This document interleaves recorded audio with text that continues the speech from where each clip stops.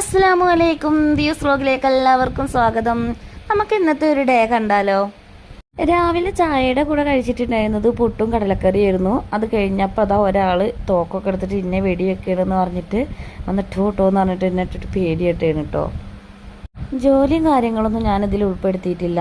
ഉച്ചക്കത്തെ ഫുഡ് ഉണ്ണിത്തണ്ട് ഉപ്പേരിയാണ് കേട്ടോ. ഉണ്ണിത്തണ്ടും പയറും കൂടിയിട്ട് ഉപ്പേരി വെച്ചതാണ്. മീൻ വറുത്തത് കുടുതയാണ് കേട്ടോ. ഞങ്ങളുടെ നാട്ടിൽ കുടുതാന്ന് പറയും, ഇവിടെക്കാടെ നാട്ടിലൊക്കെ ചൂരാന്ന് പറയും. നിങ്ങളുടെ അവിടെയൊക്കെ എന്താണ് ഇതിന് പറയുക? പിന്നെ പപ്പടം വറുത്തതുണ്ട്, മോരുകറി ഉണ്ട്. ഇത്രയാണ് കേട്ടോ ഉച്ചക്കത്തെ വിഭവങ്ങൾ. പിന്നെ ഉച്ചയ്ക്ക് ശേഷം ഇക്കാക്കാടെ വീട്ടിൽ പോയിട്ടുണ്ടായിരുന്നു. ബാബിയുടെ ഡെലിവറി ഒക്കെ കഴിഞ്ഞിട്ട് ഇരിക്കുകയാണ്. ഹോസ്പിറ്റലിൽ ഞങ്ങൾ മുന്നേ പോയിട്ടുണ്ടായിരുന്നു, അതിൻ്റെ വീഡിയോ എടുത്തിട്ടില്ല കേട്ടോ.